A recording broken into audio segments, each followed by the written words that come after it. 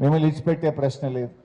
ఇవాళ మీరందరూ కూడా చాలామంది పెద్దలు ఒక విషయాన్ని కూడా మీరు గమనించాలి, అర్థం చేసుకోవాలి.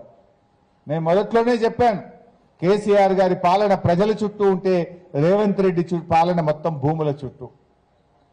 ఏదంటే చూడండి, సూర్యుడి చుట్టూ భూమి తిరిగినట్టు రేవంత్ రెడ్డి ఆలోచనలన్నీ కూడా భూముల చుట్టే తిరుగుతూ ఉంటాయి. అది ఏది విడిచిపెడతలేడు. హైదరాబాద్ సెంట్రల్ యూనివర్సిటీ భూములు, యూనివర్సిటీలకు భూములు ఇవ్వాలి కానీ భూములు లాక్కుంటారా?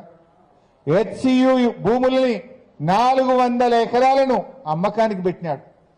అమ్మకం కుదరకపోతే బాంబే స్టాక్ ఎక్స్చేంజ్ లో కుదబెట్టి 10,000 కోట్ల రూపాయలు ఇవాళ హెచ్సియు యూనివర్సిటీ భూముల మీద అప్పులు తెచ్చినాడు. ఇవాళ హెచ్సియు భూములు బాంబే స్టాక్ ఎక్స్చేంజ్ లో కుదబెట్టినాడు. 10,000 కోట్ల అప్పు తెచ్చిండు సెంట్రల్ యూనివర్సిటీ భూముల మీద. ఇదే మేడ్చల్ మల్కాజిగిరి జిల్లా, రంగారెడ్డి జిల్లాలో 9,000 ఎకరాల భూములు బాంబే స్టాక్ ఎక్స్చేంజ్ లో కుదబెట్టి బ్రోకర్లకు 700 కోట్ల రూపాయలు లంచమిచ్చి 10,000 కోట్ల రూపాయలు రంగారెడ్డి మేడ్చల్ భూములను హెచ్ఎండిఏలో భాగంగా కుదబెట్టి 10,000 కోట్ల రూపాయల అప్పులు తెచ్చిండు. అంటే రంగారెడ్డి మేడ్చల్లో 9,000 ఎకరాలు కుదబెట్టిండు, సెంట్రల్ యూనివర్సిటీ 400 ఎకరాలు కుదబెట్టిండు, 20,000 కోట్ల రూపాయల అప్పులు తెచ్చిండు. 30,000 కోట్ల రూపాయల భూములు అమ్మిండు. భూములు అమ్ముడు, భూములు కుదబెట్టుడు. అగ్రికల్చర్ యూనివర్సిటీలో 200 ఎకరాల భూమి లాక్కున్నాడు. ఉర్దూ యూనివర్సిటీలో 50 ఎకరాల భూమి లాక్కున్నాడు. పాలిటెక్నిక్ కాలేజీలు 59 పాలిటెక్నిక్ కాలేజీలు రాష్ట్రంలో ఉంటే ఆ ఆస్తులను కూడా ఇప్పుడు బ్యాంకుల్లో కుదబెట్టి దాన్ని ప్రైవేట్ యూనివర్సిటీకి కట్టబెట్టి ఆ భూములను కూడా ప్రైవేట్ వ్యక్తులకు అమ్ముకునేటువంటి ప్రయత్నం చేస్తున్నాడు. ఏది ఇచ్చిపెట్టలేడు. యూనివర్సిటీ భూములు వదిలేడు, కాలేజీల భూములు వదిలేడు, చివరికి ప్రజల భూములు వదిలేడు, ప్రభుత్వ భూములు వదిలేడు, కూకట్పల్లి హౌసింగ్ భూములు వదిలేడు. పొద్దున్నేస్తే భూముల చుట్టే తిరుగుతూ ఉన్నారు. ఇది అలా ఆలోచించాలి, ఎటువైపు పోతుంది ఈ రాష్ట్రం. ఈ హైదరాబాద్ ఇమేజ్ దెబ్బతినకుండా ఇలా కాపాడుకోవాల్సినటువంటి అవసరం ఉంది. ఏంటి పారిశ్రామిక భూములను హిల్టా, అది కూడా ఇంకా అట్లా చెప్తూ ఇది కూడా మంచి గుర్తు చేసినారు మిత్రుడు.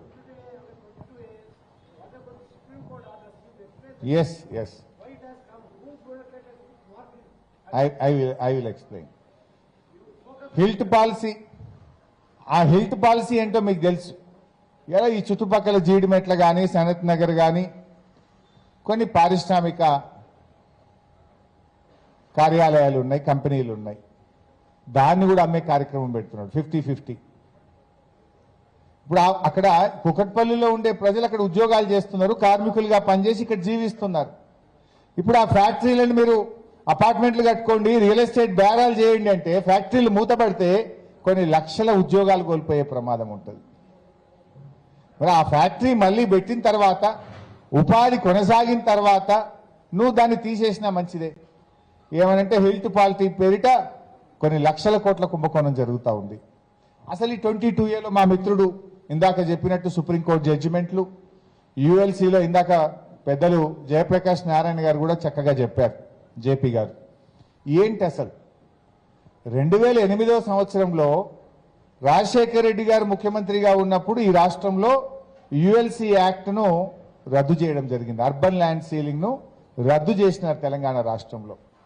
యుఎల్సీ రద్దయిపోయిన తర్వాత, యాక్ట్ చట్టం రిపీల్ అయిన తర్వాత భూములన్నీ ఫ్రీ అయినాయి కదా, లేఅవుట్లు అయినాయి, హుడా అనుమతులు ఇచ్చింది, గవర్నమెంట్ అనుమతులు ఇచ్చింది, ప్రజలు ప్లాట్లు కొనుక్కున్నారు, అక్కడ ఇండ్లు కట్టుకున్నారు. ఇవాళ రేవంత్ రెడ్డి ప్రభుత్వం ఏం చేసిందంటే 2008 కంటే ముందు నీ భూమి యుఎల్సీలో ఉంది అని చెప్పి ఆ భూములను తిరిగి యుఎల్సీలో పెట్టినారు. కాలనీలు 2008లో యుఎల్సీ రిపీల్ అయిన తర్వాత అంతకు ముందు ఎప్పుడో యుఎల్సీలో ఉండేని ఇవాళ యుఎల్సీలో కాలనీలు పెడితే ఎంతమంది ప్రజలు ఆగమవుతారు? సుప్రీంకోర్టు జడ్జిమెంట్లు వచ్చి, హైకోర్టు జడ్జిమెంట్లు వచ్చి కొన్ని భూములను ప్రైవేట్ భూములుగా ప్రజలు హక్కులు దొరికినాయి, లేఅవుట్లు అయినాయి, అక్కడ అపార్ట్మెంట్లు వచ్చినాయి, ప్రజలు ఇల్లు కట్టుకున్నారు. ఇవాళ తిరిగి